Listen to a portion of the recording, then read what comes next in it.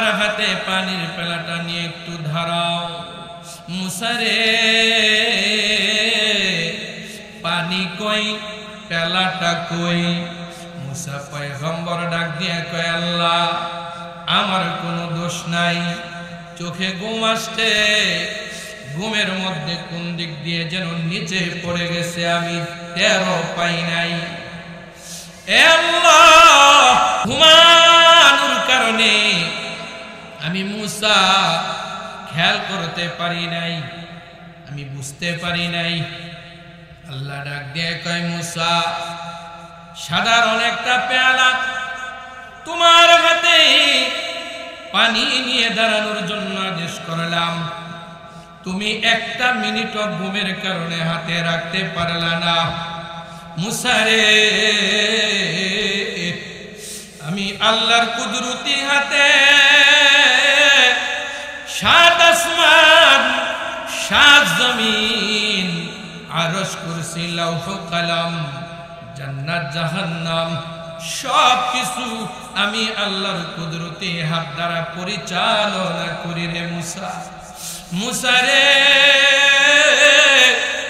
আমি আল্লাহ যদি এক মুহূর্তের জন্য ঘুমিয়ে যাই, আমার হাত থেকে যদি এই জান্নাত জাহান্নাম আসমান জমিন সব কিছু পড়ে যায়, সব ধ্বংস হয়ে যাবে রে, সব হালাক হয়ে যাবে, চূর্ণ বিচূর্ণ হয়ে যাবে। আসমান ধ্বংস হবে, আমার টেনশন নাই, জমিন ধ্বংস হবে, আমার কোনো টেনশন নাই, জান্নাত জাহান্নাম শেষ হয়ে যাবে, আবার কোনো টেনশন নাই, চিন্তাও নাই, মায়াও নাই। মুসা রে ফেরেশতারা বারবার নিষেধ করেছিল, আল্লাহ তুমি আদম বানাইও না। আমি কত মায়া করে, কত আদর করে আমি আল্লাহ আদমদেরকে বানাইলাম। আমার মায়ার আদরের আদমেরা রাত্রিবেলা সবাই আরামে ঘুমের মধ্যে আছে রে, সারাদিন কাজ কর্ম করে আরামে ঘুমিয়েছে। আমি আল্লাহ যদি ঘুমাই, তাহলে আমার বান্দা বান্দীদেরকে পাহারা দিবে কে? আল্লাহু আকবার। আমার বান্দা বান্দী আসমান এবং জমিনের মাঝে পড়ে চাপায় পড়ে ধ্বংস হয়ে যাবে। হে মুসা, আমার আদরের বান্দা বান্দীর মায়ার কারণে আমি আল্লাহ একটি মুহূর্তের জন্য ঘুমাই না, জিমাই না, তন্দ্রাও যাই না। আল্লাহর দেওয়া জবানটা খুলে জোরে আওয়াজ দিয়া বলেন আল্লাহু আকবার। আমার আপনার রব হলেন তিনি, আমাদের মায়ায় ঘুমায় না যিনি, আমাদের মায়া তন্দ্রাও যান না যিনি। মুসা পয়গম্বর ডাক দিয়া বলে, আল্লাহ বুঝে ফেলেছি, আর বলার দরকার নাই। আল্লাহ ডাক দিয়া কয়, মুসা রে এখানে শেষ না, রাত্র যখন গভীর হয়ে যায় রে, আমার বান্দা বান্দীরা, আমি আপনাদের খেদমতে যে আয়াতে কারিমা তেলাওয়াত করেছি, এই আয়াতের মধ্যে আল্লাহ রাব্বুল আলামিন বলেন, ইন্নাল্লাযীনা ক্বালু রাব্বুনাল্লাহ,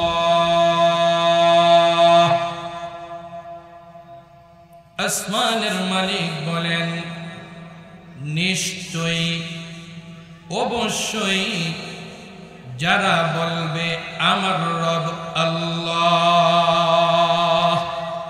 আমি জানতে চাই আমাদের রব কে? আর জোরে কোন কে? কোটি টাকার মালিক দেখো অভাব হয় না দূর, গরিব ঘুমায় আরাম করে মনটা বাহাদুর। ফেরাউনের লাশটা দেখো মিশর জাদুঘরে, খায় না মাটি পোকা মাছি সবাই ঘৃণা করে হৃদয়ে থাকিবে যার নম্রতা সদা রহমত আসিবে সেটা প্রভুর ওয়াদা বড়র বড়াই থাকলে দিলে রহমত আসে না নিজেকে নিজে ছোট মনে করি ও সদা উঁচু জমিন থেকে পানি নিচু জমিনে যায় তেমনি খুদার রহমত আসে নম্রতার হৃদয় ভোগ বিলাসের বাড়ি গাড়ি পরে রবে সব থাকতে সময় স্মরণ কর আল্লাহ আমার রব থাকতে সময় স্মরণ কর আল্লাহ আমার রব আমার আপনার রবকে হে গোয়ারি বাঙ্গার ইমানদার মুসলমানেরা আমাদের রব আল্লাহ আমাদের মালিক আল্লাহ আমাদের রব যিনি তিনি কেমন মালিক আমার আল্লাহ ডাক দিয়া বলেন বান্দারে তুমি যে তোমার মায়ের গর্ভে আমি আল্লাহর আদেশে মা বাবার মিলনের মাধ্যমে তোমার মায়ের গর্ভে যখন আসলা ওই মায়ের গর্ভের ভিতরে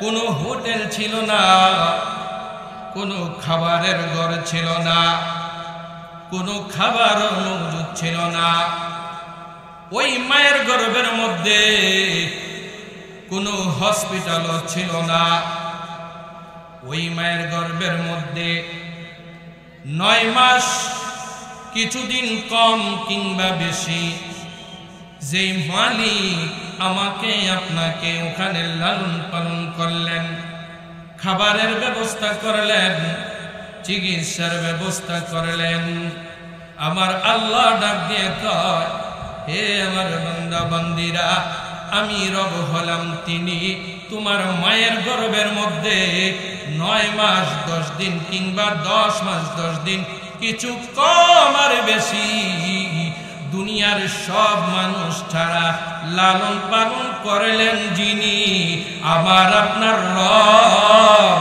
হলেন তিনি ঠিক কিনা জোরে কান আচ্ছা মানুষ বলো দেখি রাত্রি কেন গেল চাঁদ সূর্য কোথায় থেকে পেল এত আলো পশু পাখি কয় না কথা মানুষ কেন কয় পশু পাখি কয় না কথা মানুষ কেন কয় আচ্ছা মানুষ বলো এসব কেমন করে হয় ফুলগুলো সব নানান রঙের কেমন করে হয় পাতাগুলো সবুজ বটে ফুলের মতো নয় দুধ কেন হয় সাদা মরিচ কেন জাল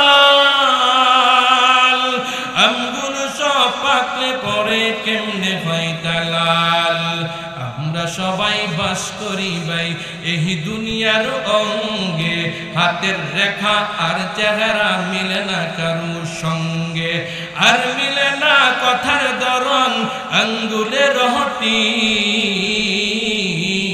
স্রষ্টা আছেন একজন এবার প্রমাণ হলো ঠিক ঠিক কিনা জোরে কান আমার আপনার রব হলো তিনি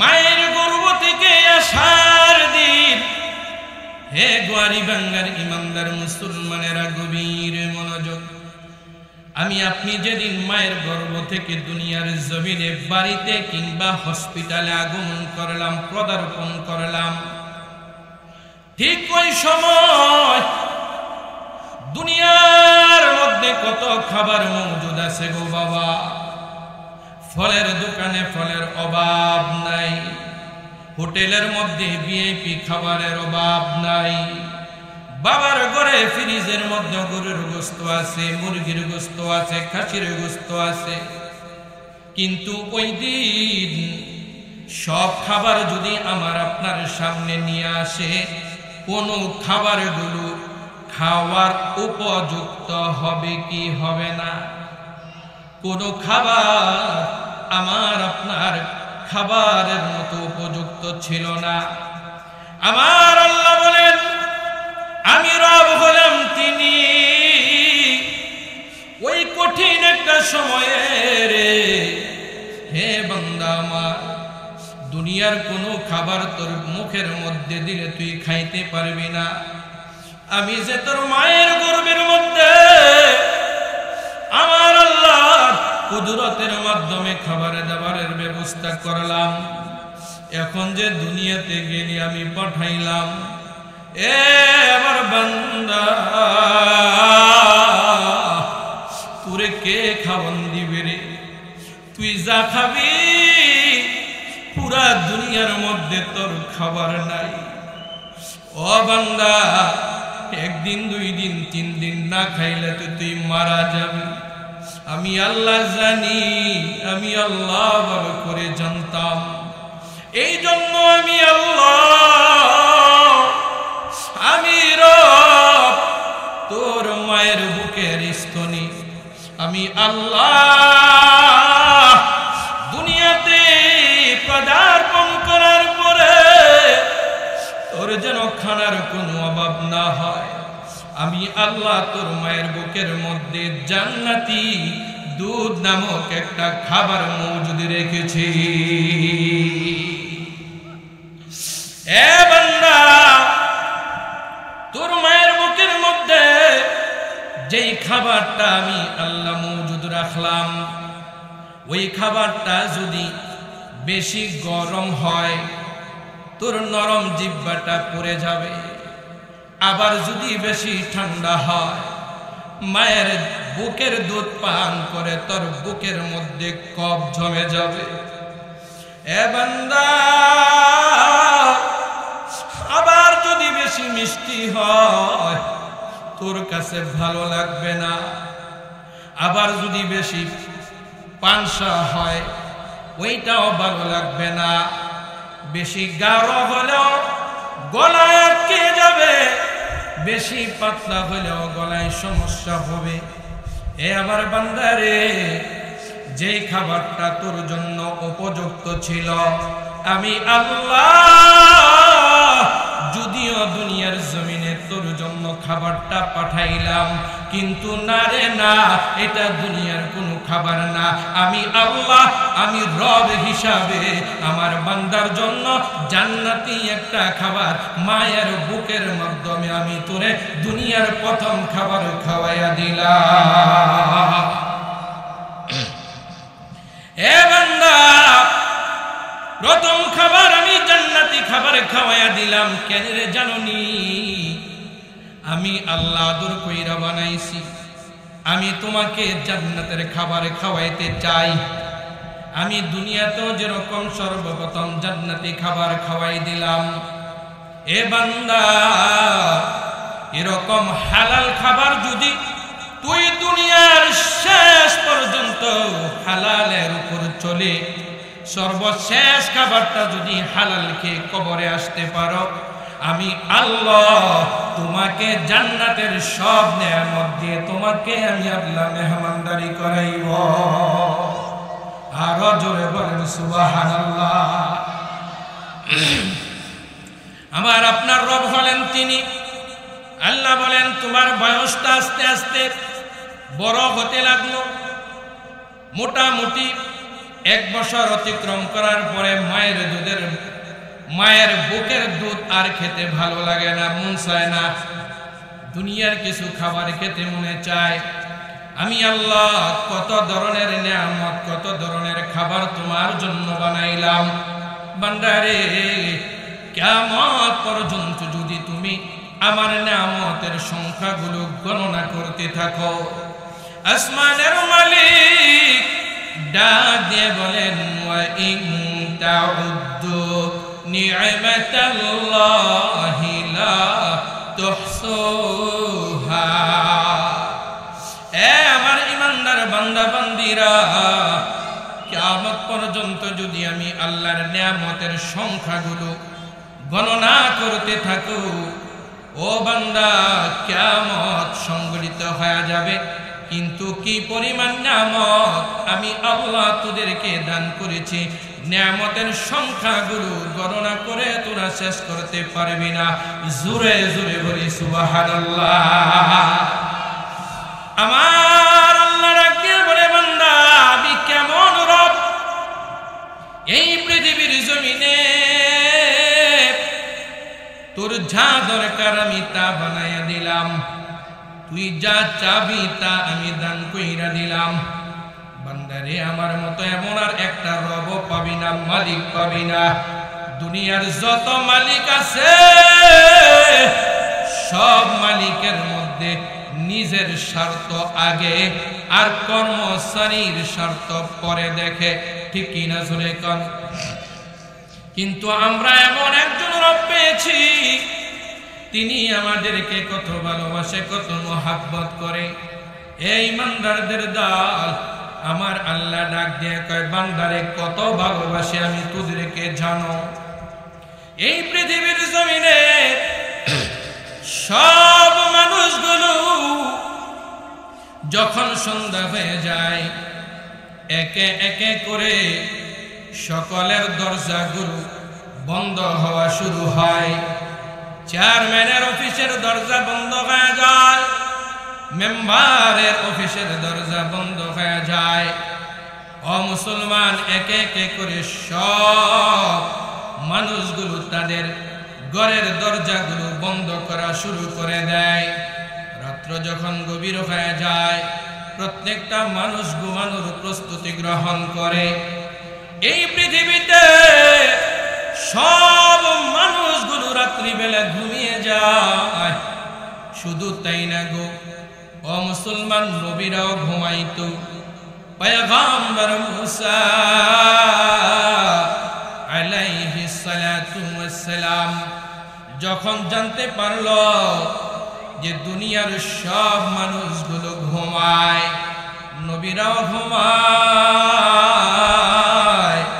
উম্মতেরাও ঘুমায়, কিন্তু একজন ঘুমায় না, তিনি কেউ না, তিনি হলো আমার আপনার মালিক আল্লাহ। আসমানের মালিক ডাকিয়া বলেন, লা তাখুযুহু সিনাতুন ওয়ালা নাওম। আল্লাহ বলেন, হে বান্দা আমি ঘুমাই না, আমি জিমাই না, আমি তন্দ্রাও যাই না, বাকি সব মাখলুকগুলো রাত্রি হলে ঘুমায়। পয়গম্বর মুসা তুর পাহাড়ে যাইয়া আল্লাহকে ডাক দিয়া বলেন, মালিক ও আমার আল্লাহ, জানতে বড় ইচ্ছা হয় গো আল্লাহ। আল্লাহ গো, সন্তান ঘুমাইলে মা বাবার অসুবিধা হয় না, মা বাবা ঘুমাইলে সন্তানের অসুবিধা হয় না। আল্লাহ গো, নেতা ঘুমাইলে জনগণের কোনো সমস্যা হয় না। আল্লাহ, প্রধানমন্ত্রী ঘুমাইলে এমপি মন্ত্রীদের সমস্যা হয় না। আমরা নবীরা ঘুমিয়ে গেলে উম্মতের কোনো অসুবিধা হয় না। ও আসমানের মালিক জানতে চাই, আল্লাহ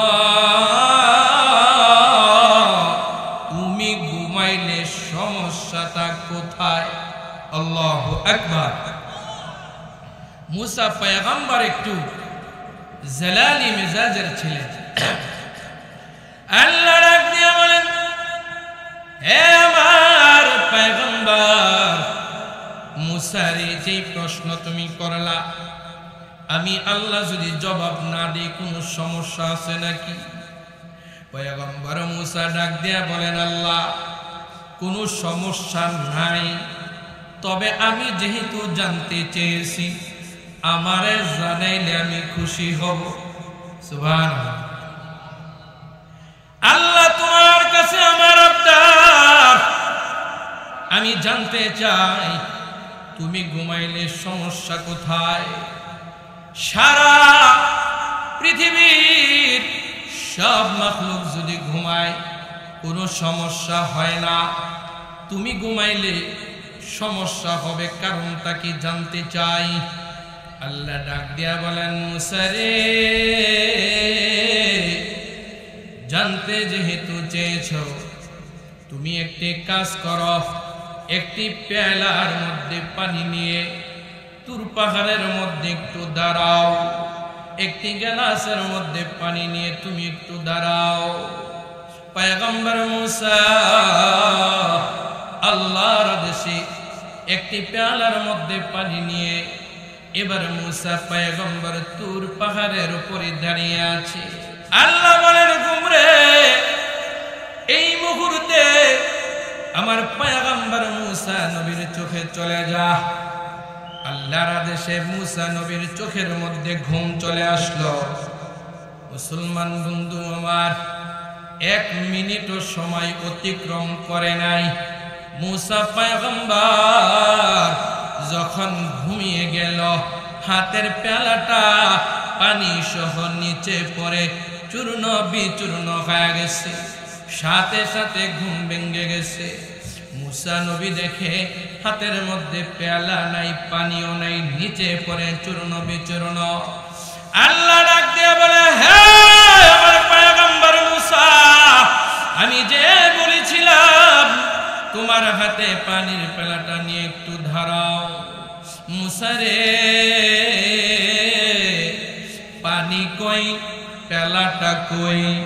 মুসা পয়গম্বর ডাক দিয়ে কয়, আল্লাহ, আমার কোনো দোষ নাই, চোখে ঘুম আসছে, ঘুমের মধ্যে কোন দিক দিয়ে যেন নিচে পড়ে গেছে, আমি টেরও পাই নাই। এ আল্লাহ, ঘুমানোর কারণে আমি মুসা খেয়াল করতে পারি নাই, আমি বুঝতে পারি নাই। আল্লাহ ডাক দিয়ে কয়, মুসা, সাধারণ একটা পেয়ালা তোমার হাতে পানি নিয়ে দাঁড়ানোর জন্য আদেশ করলাম, তুমি 1টা মিনিটও ঘুমের কারণে হাতে রাখতে পারলা না। মুসা রে, আমি আল্লাহর কুদরতি হাতে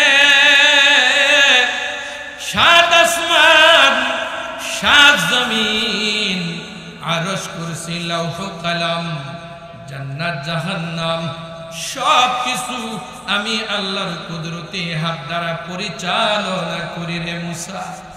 মুসা রে,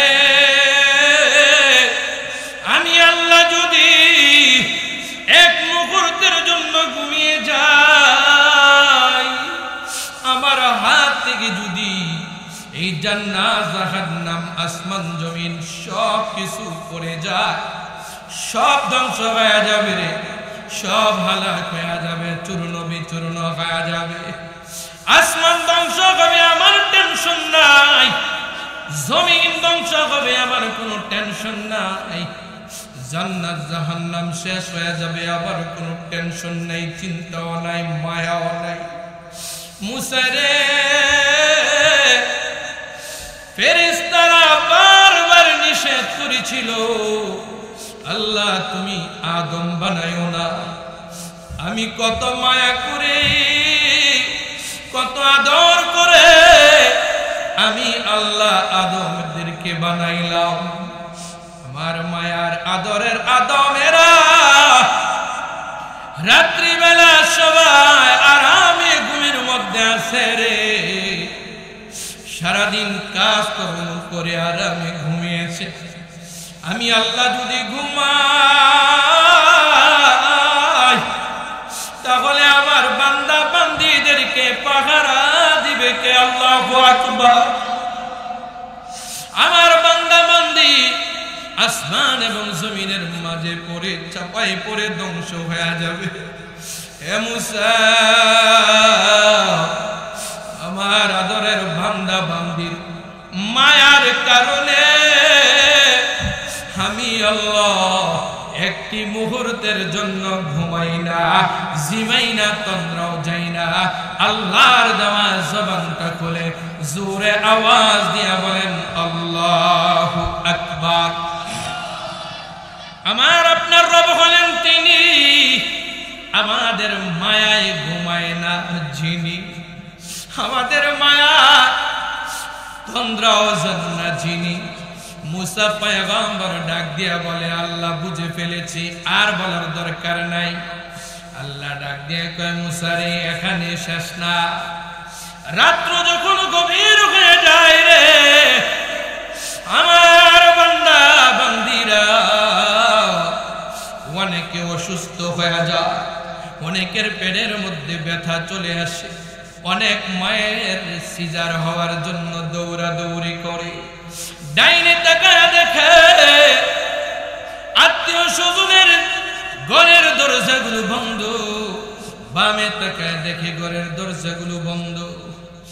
এ মুসা বাজারে আইসা দেখে এবার হসপিটালের গেটগুলো তালা দেওয়া।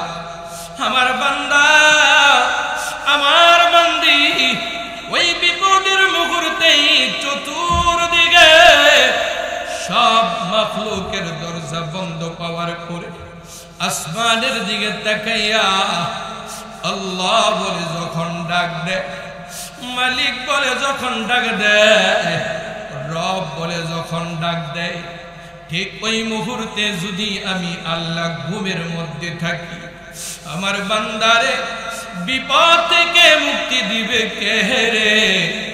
আমার বান্দারে বিপদ থেকে উদ্ধার করবে কে? কেউ নদীতে, কেউ রাস্তাতে, কেউ বাজারে, কেউ ঘাটে, কেউ গ্রামে, কেউ শহরে, কেউ বন্দরে, কেউ হসপিটালে। আমার অনেক বান্দা বান্দিরা বিপদে পড়ে যখন আমি রবের ডাক দেয়, আমি রবের ডাক দেওয়ার সাথে সাথে আমি আল্লাহকে যেন আমার বান্দা পেয়ে যায়, আমি যেন আমার বান্দা বান্দিরে বিপদ থেকে সাথে সাথে উদ্ধার করতে পারি, মুক্তি দিতে পারি। এই জন্য আমি আল্লাহ নিজে না ঘুমাইয়া আমার বান্দার জন্য জেগে থাকি। আল্লাহ রে ঢাকরে বান্দা, আল্লাহ রে ডাক, আল্লাহ রে ঢাকরে বান্দা, আল্লাহ রে ডাক, আল্লাহ রে ডাকতে ডাকতে জীবন চলে যাক, আল্লাহ রে ডাকতে ডাকতে জীবন চলে যাক। আল্লাহ রে ঢাকরে বান্দা, আল্লাহ রে ডাক, আল্লাহ রে ঢাকরে বান্দা, আল্লাহ রে ডাক, আল্লাহ রে ডাকতে পরে গুনাহ হবে মাফ, আল্লাহ রে ডাকতে পরে গুনাহ হবে মাফ। আল্লাহ রে ঢাকরে বান্দা, আল্লাহ রে ডাক।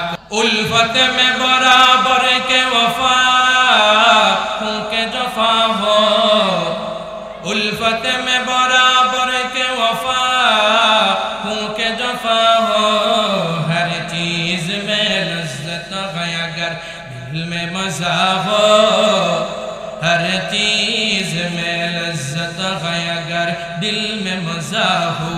मैं दर्द जगह गैर खुदा यार नदहरीम, मैं दर्द जगह गैर खुदा यार नदरीम, जुज याद खुदा हिच दगर कर नदरीम, जुज याद खुदा हिच दगर कर नदरीम।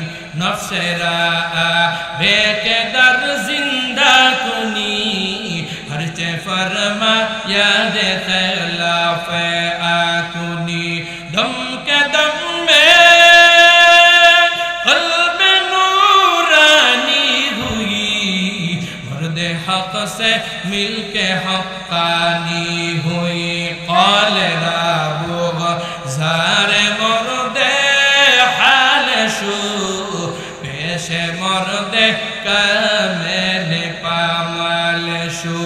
नूर इरफान कुन अताए जुल जलाल, अज़ शराबे इश्क़ तू कुन मस्तहल हुब पैगम, बरगज़ाए जाने कुन इश्क़ अहमद मर्द लम दरमान कुन। या इलाही मुझको मुझसे दूर कर, ताकि देखूं मुझ में तुझको एक नजर तकबीर में कलमा में नमाज जू में अज़ा में है नाम इलाही से मिलाना में मोहम्मद मोहम्मद अरबी है यू नबी रास्ते पे शुआ उसकी पैदाइश से उजाला शफीउल उम्म हमारा नबी रोज़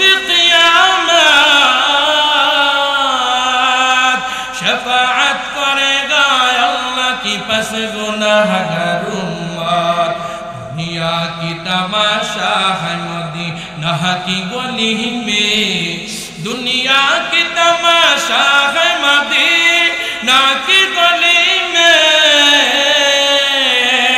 जन्नत का नमूना है मदीना की गली में वो दिल है नहीं हो जो सुहुया मदीना वो दिल है नहीं हो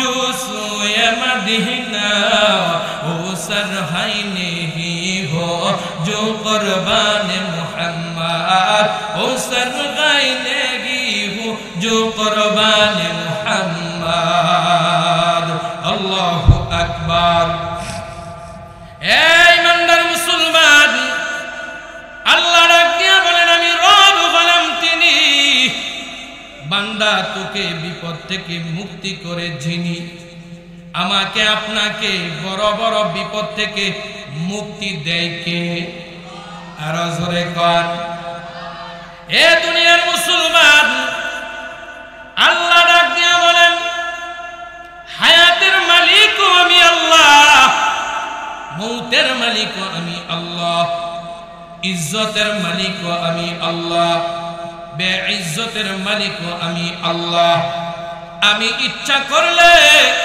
চেয়ারে বসাইতেও পারি আমি ইচ্ছা করলে চেয়ার থেকে কানো ধরে নামাইতেও পারি ঠিক কি না জোরে কর সব কিছুর মালিককে আসতে হয়ে গেল জোরে কর আল্লাহ ডাক দিয়া বলেন আমি হায়াতের মালিক রে গোলাম তুমি যখন অসুস্থ হয়ে যাও তোমাকে ডাক্তারের কাছে নেওয়া হয় ডাক্তার তোমারে একটু চিকিৎসা করে আজও পর্যন্ত পৃথিবীতে এমন কোন ডাক্তার জন্মগ্রহণ করে নাই সে গ্যারান্টি দিয়ে বলতে পারবে আমি চিকিৎসা করলে এই মানুষটা মারা যাবে না এই গ্যারান্টি দেওয়ার মতো কোন ডাক্তার অতীতেও জন্মগ্রহণ করে নাই বর্তমানেও নাই কিয়ামত পর্যন্ত এমন ডাক্তার জন্মগ্রহণ করবে না ঠিক কি না জোরে খান কথা বুঝবে ডাক্তার শুধু একটু চিকিৎসা করে ওষুধ লেখে ওষুধ দেয় কিন্তু হায়াত দেওয়ার মালিক কোন ডাক্তারের হাতে নাই এক ওয়ারি বাঙালি ইমানদার মুসলমান হোমনা থানার আশেপাশের অনেক গ্রামের ইমানদারেরা আছেন গভীর মনোযোগ প্রায় 3 মাস আগে আমার বাবাকে আমি হসপিটাল নিয়ে গেলাম হসপিটাল নেওয়ার পরে বাবা মোটামুটি সুস্থ হয়ে গেছে ডাক্তাররা আশ্বাস দিছে কোনো সমস্যা নাই আমরাও ভুলে গেছি বাবা মনে হয় সুস্থ হয়ে যাবে বাড়িতে ফিরবে এ মুসলমান ডাক্তার আমাদেরকে আশ্বাস দিয়েছে কোনো সমস্যা নাই রিপোর্টগুলো ভালো আছে আস্তে আস্তে ঘন্টার পর ঘন্টা যখন চলে গেল রাত্র যখন হয়ে গেল অস্থিরতা বৃদ্ধি পেয়ে গেল ফজরের আগ মুহূর্তে আমি বড় সন্তান বাবার পাশে বাবার ছোট সন্তানটাও বাবার পাশে আমার মা বাবার পাশে এ মুসলমান ডাক্তাররাও কাছাকাছি চিকিৎসা দিচ্ছে আমরাও বাবা বাবা বলে ডাকতেছি আমি বুঝাইতে যাচ্ছি ডাক্তাররা একটু চিকিৎসা দিতে পারে, সন্তানেরা মা বাবার কাছে বসে বসে সময় দিতে পারে, কিন্তু দুনিয়ার কোনো মানুষের হাতে শক্তি নাই যে মরণ থেকে হায়াত দিয়ে বাঁচিয়ে রাখবো। হায়াত এবং মরণের এই দেওয়ার এবং বাঁচানোর মালিক কে? ডাক্তার কোনদিন কোন মানুষকে বাঁচায় রাখতে পারে নাই, পারবেও না। তার কারণ ডাক্তারদেরও মরণ আছে, আছে কি আছে না? আমি কোন দিকে ইঙ্গিত করছি একটু খেয়াল করবেন। এই যে একদিন হসপিটাল ছিলাম, ডাক্তাররা যে বাবার কাছে বারবার আসা যাওয়া করছে তার এই সুন্দর ব্যবহারের জন্য, যতদিন তাকে আমি দেখব ততদিন সালাম দিব, সম্মান দিব, তার কৃতজ্ঞতা আমি প্রকাশ করব, তাকে স্যার স্যার বলবো। বাবা গো, স্যার স্যার আরো সম্মান দিচ্ছি। আল্লাহকে আমি যে এত বছর হায়াত দিলাম, আমি যে তার হাত দিলাম, চক্ষু দিলাম, আমি যে তার সব কিছু দিলাম, দুনিয়ার মানুষ যদি একদিন রিস্কা ভাড়া দিয়ে দেয়, তার যেই পরিমাণ প্রশংসা আমরা করি, আমার আল্লাহ আমাদের রব আমাকে আপনাকে কোটি কোটি টাকার সম্পদ দিয়েছে, ওই পরিমাণ শুকর আমরা আল্লাহর করি না, ঠিক কি না? জোরে কও। আমার আপনার রব আমাকে আপনাকে এত ভালোবাসে, কিন্তু রবের শুকর আমরা আদায় করতে জানি না, করিও না। অকৃতজ্ঞ বান্দা বান্দি আমরা। হে মুসলমান, এই পাশে গুরুস্থান, আপনারা সবাই জানেন, সন্তান যদি মারা যায়, সন্তানের লাশটা বাবা কাঁধে করে গুরুস্থান পর্যন্ত নিয়ে যায়, ঠিক কি না? জোরে কর। কিন্তু মা কোনদিন সন্তানের লাশ কাঁধে করে গুরুস্থান পর্যন্ত নেয় না, বিধান নাই। কেন? এই ইমানদার, মা যে 10 মাস 10 দিন, কিছুদিন কম আর বেশি মায়ের গর্ভে রেখেছে, মা সন্তানের প্রতি এত দুর্বল। মা যদি সন্তানের লাশ কাঁধে করে নিয়ে যায়, বাবা কবরে নামতে পারে, মা যদি ওই কবরে সন্তানের লাশ নিয়ে নামে রে, বাবারা সন্তানকে কবরের ভিতরে শোয়া দিয়ে বাড়িতে সুস্থ এবং শান্ত মেজাজে আসতে পারে। কিন্তু কোন মা সন্তানের লাশ কবরে রেখে মা জীবিত বাড়িতে আসতে পারবে, সন্তানের সাথে ওখানে অজ্ঞান হয়ে যাবে, সন্তানকে কবর থেকে রেখে আসতে পারবে না। আমার আল্লাহ ডাক দিয়ে কয়, হে আমার বান্দারা, হে আমার আদরের বান্দিরা, শুধু মা 10 মাস গর্ভে রাখার কারণে এত মায়া যদি মার কলিজায় হয়, মা তো শুধু গর্ভে রাখছে, তোর নাকটা মা বানাই নাই, তোর চক্ষুগুলো মা বানাই নাই, তোর হাতগুলো মা বানাই নাই, তোর পাগুলো মা বানাই নাই, তোর পুরা বডিটা মা বানাই নাই। শুধু মা 10 মাস কিংবা 9 মাস কিছুদিন কমার বেশি শুধু রাখছে। আমারে আপনারে বানাইছে কে? আর জোরে কোন কে? আল্লাহ ডাক দিয়ে কয়, হে আমার বান্দারা,